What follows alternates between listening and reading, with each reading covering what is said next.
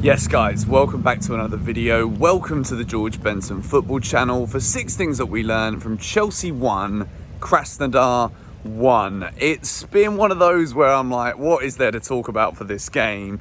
So I decided to keep you guys interested, to keep you guys watching here on GBFC. I'd do the first ever 6 things we learned walking and talking around my neighbourhood here in Bali. Let's go and say hello to a local geezer who's cutting some leaves. Hello mate. Hello. How are you? Apa kabar? Good.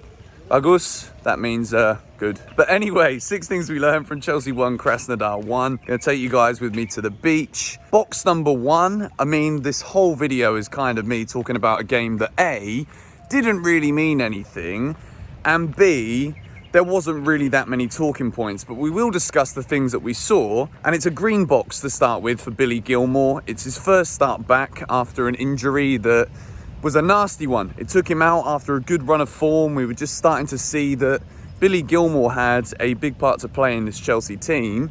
And he comes in today, and I think the thing for me that I'm really excited about is with Jorginho in the side, I didn't want to see those two play together because I didn't think it would allow Billy to have that much control of the game, because obviously Jorginho is the one who sits in front of the defence. But Billy played as a number 8, and I thought he was very good. I thought a lot of his passing was very smart. It was intelligent play from Billy Gilmour. I actually think he did have a very good game. I think he controlled the Chelsea midfield. He tried to create things. He got forward, put in some good tackles, shielded the ball very well. And he looks as though, obviously when players come back from injuries like that, sometimes, let me put you guys on here. Sometimes it can look as though they're struggling for fitness, or their first game back is them trying to regain fitness again. But for Billy, it was simply a case of he looks fit, he looks ready. He's obviously been training now for a few weeks. And I was impressed with what he did today for this Chelsea team. I thought it was a very good performance from Billy Gilmour. And we move into box number 2, and it is another green box for a Champions League debutant. We saw him play against Grimsby, got a couple of minutes against Everton last season as well. Tino Anjorin, the youngster.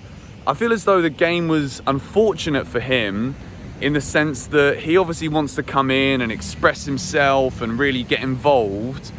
But Chelsea didn't need to really be involved in this match tonight. Even if we didn't show up and we decided to forfeit the game, it would have had absolutely no bearing on what we were trying to achieve within this Champions League group stage, which was A, qualification, B, of course, winning the group. And we'd already done that, so Tino comes in, and I think we saw a lot of really nice touches from Tino Anjorin. You know, it's been a bit of a dead rubber game when the most important thing to talk about is a couple of nice little back heels from a young player. But Tino did very well. He came in, he tried to get on the ball. I would have liked to have seen him trying to impose himself a little bit more. Krasnodar, credit to them, obviously they had nothing to play for tonight as well. The standings of this group were already confirmed before a ball was even kicked in both this game and the game in Rennes between Rennes and Seville. So, you know, Tino Anjorin came in.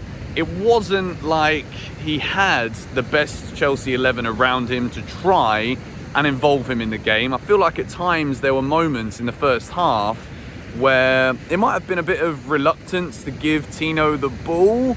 I don't want to sit here saying that, you know, his teammates didn't trust him out there tonight, because I don't think that's true. But there were times when I feel as though Tino could have got the ball. Chelsea went backwards a little bit instead of trying to get him more involved, trying to get him to go forwards. Overall, he gets like 75 odd minutes or whatever it was. Champions League debut, massive opportunity for the young lads.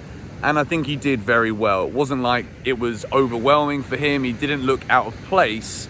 And some of the little interchanges that he played with some of the other attacking players and Chelsea players going forward, I thought was very good indeed. But we move into box number 3, and sadly, I don't want to scapegoat Tammy Abraham as the reason why we didn't win this game, but I do need to talk about some of the attacking moments that we saw from him today, and I've given him a yellow box. I feel as though this was Tammy's opportunity. He's recently lost his place in the team to a very much informed Olivier Giroud, who scored 4 goals a week ago in a Champions League tie, scored again in the Premier League at the weekend. Tammy had chances today to win this game for Chelsea. The one where he rounded the goalkeeper he looked a little too flat-footed. He didn't wrap his foot around the ball to make a good enough connection to actually put it in the back of the net. That was frustrating. And then the one chance he did have on his left foot where the Krasnodar defender made a mistake, goalkeeper saves it with his legs. You want him to be scoring those chances. And at the end of the day, this game finishes 1-1. It's not another victory. Yes, we're still unbeaten, which is good. And after going behind quite early on, it was good that we responded immediately with a penalty and didn't go on to concede or ever really look like conceding again. That's a positive. But I think for Tammy, when he's given the chance to get back in the team, it was his night today to show, you know what, Olivier might be scoring, but I can do it too and win Chelsea games on the big stage, whether it had any meaning for the fixture or not. There's some nice birds going around behind me today, a little bit better than the bug in the last 6 things we learned video. Make sure you hit the like button on today's video if you're still here, by the way. I know this has been a bit of a dead rubber game, but it still helps out the channel. And well, I mean, look at this setting behind me. The sun is coming up somewhere over there. It's absolutely delightful. The waves look wonderful as well. A couple of little fishermen out and dog walkers. It's beautiful. But we move into box number 4, and I've given it to the goal scorer. Jorginho converts his penalty. Since he missed the penalty in a Chelsea shirt, I've been a little bit worried every time he steps up. You also saw that Tammy Abraham was looking to try and get that penalty. You know, I like that from the striker. He's trying to get involved. Jorginho lost his place as penalty taker to Timo Werner when he missed. So, you know, it was up for Tammy to try and go and grab it, but Jorginho converts it. It's a very good penalty. Again, whenever they go in, you always know that it is that mind game in that split second that Jorginho plays with the goalkeeper. 9 times out of 10, or even more so than that, Jorginho actually comes out with the goal in these situations, and he did today, and he gets the equaliser. But in terms of the way he played, I think tactically, Jorginho is still very important within this Chelsea squad, because when we do need to have somebody in there, instead of N'Golo Kante playing in this 4-3-3 formation, in front of the defence, it gives us the licence to use more creative players such as Kovacic, who I don't think had his best game today, but at the end of the day, he didn't ever really need to enter out of second gear into third or even fourth or fifth. So Billy shone in the number 8 role for Chelsea. So a lot of that was down to Jorginho just being an ever-present in front of the defence. He misplaced a couple of passes. There were a couple of times on the turn where the Krasnodar players outpaced him, they went past him, and that is a little bit worrying. And it's always a case of, if Jorginho does get caught out of possession within the Chelsea attacking third, there's a doggo coming. Hang on a minute, let's have a look at this geezer, shall we? Hello mate, Chelsea fan? Yeah? Yeah?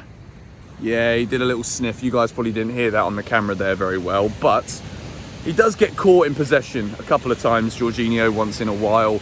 But I gave him a green because he did score the only goal that we scored today, which was the only time I ever really decided to get off my flipping bed and celebrate a little bit.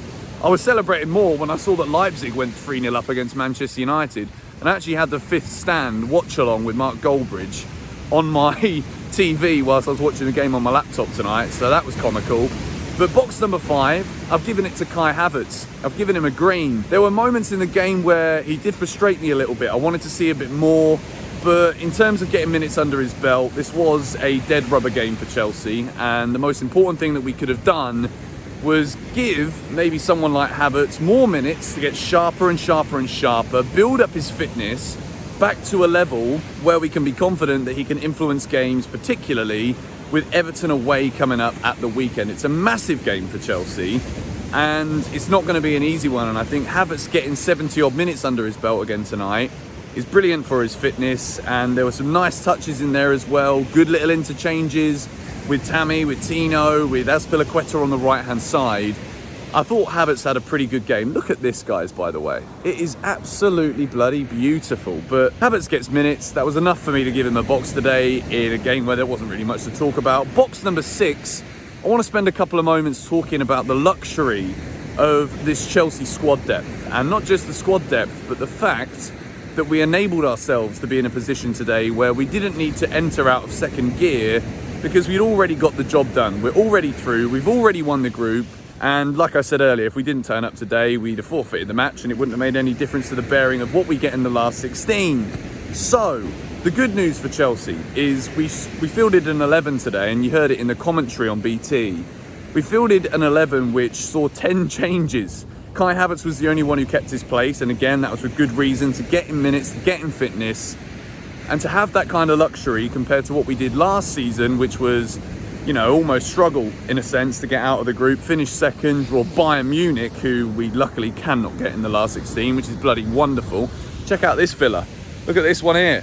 Beautiful stuff. So Chelsea getting the job done early, that kind of luxury, the luxury of the squad depth we have right now, with Billy Gilmour coming back, able to give opportunities to youngsters such as Tino Anjorin. Really, really good to see. I'm going to start walking home now, guys. Hopefully you enjoyed the different setting today for 6 things that we learnt. If you did enjoy it, be sure to hit the like button, subscribe to GBFC if you're new around here and haven't already done so.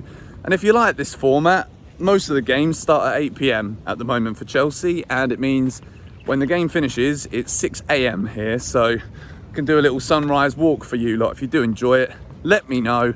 Thank you guys for watching. Follow me on Twitter and Instagram. Links to those are in the description, and I'll catch you all later. Come on, you Blues.